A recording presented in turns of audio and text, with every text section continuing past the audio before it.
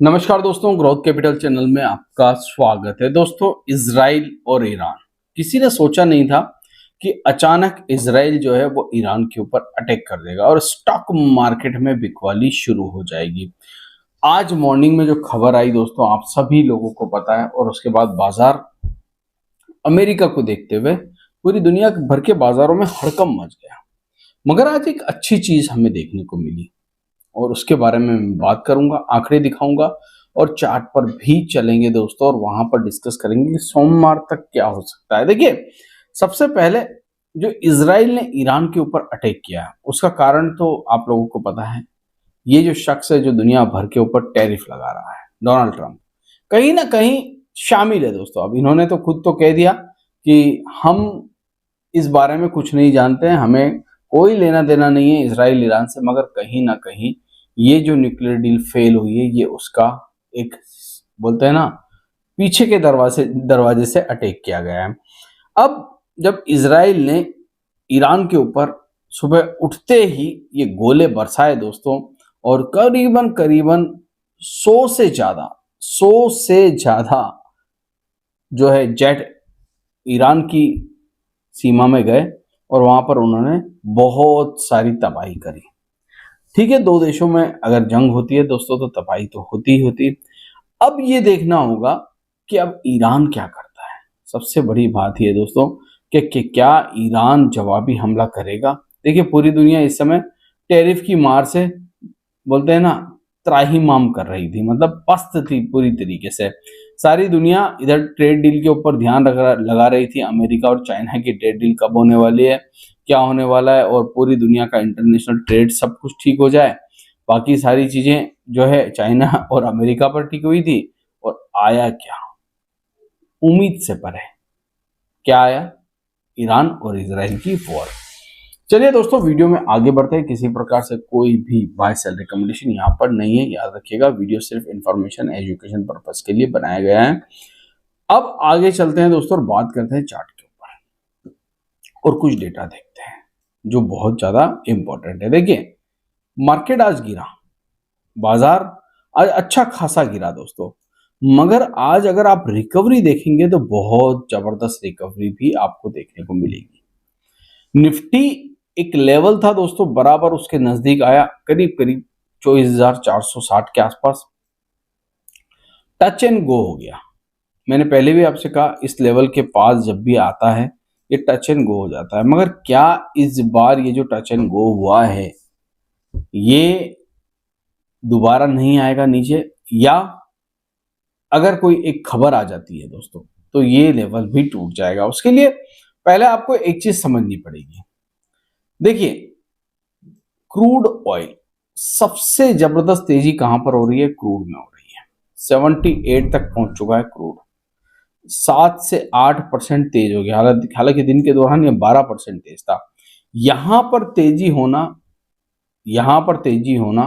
ये वाला 8.5%, 77.58, यहां पर तेजी होना दोस्तों हमारे लिए चिंता का विषय है। क्रूड अगर तेज होता है तो भारत की इकोनॉमी को वैसे ही झटका लग सकता है। अब ये जो ऑपरेशन राइजिंग लॉयन चलाया था किसने, 200 से ज्यादा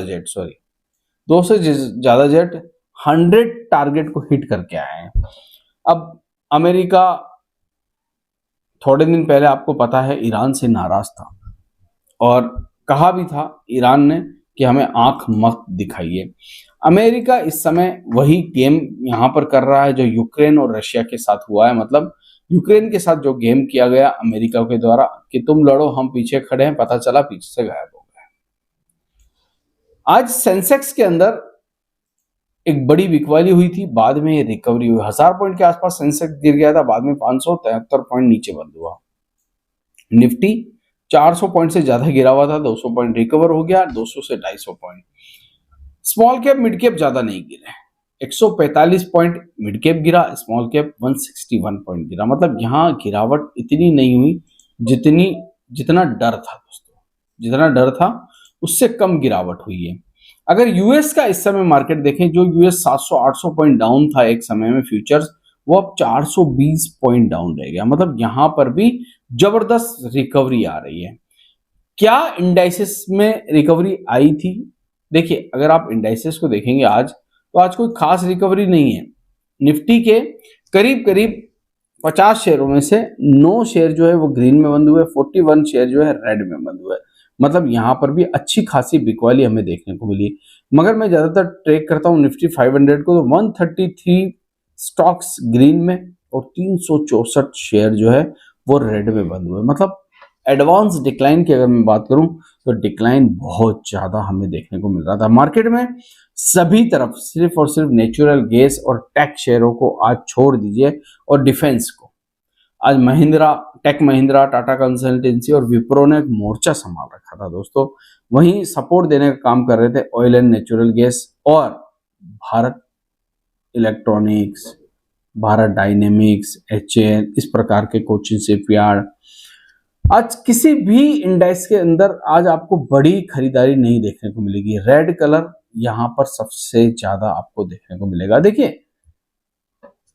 एक चीज तो है, आज FIS DIS के डेटा अभी नहीं आए। मुझे लगता है बिकवाली का फिगर कल की तरह आएगा। कल 3,831 करोड़ रुपए की बिकवाली की कैश के अंदर, और फ्यूचर्स में 5,974 करोड़ की बड़ी बिकवाली का फिगर कल भी आया था। अभी भी निफ्टी जो है वो सपोर्ट के ऊपर ट्रेड कर रहा है। जब तक निफ्टी 24,460 को काट के नीचे क्लोजिंग नहीं देता, हम बेयरिश नहीं है दोस्तों।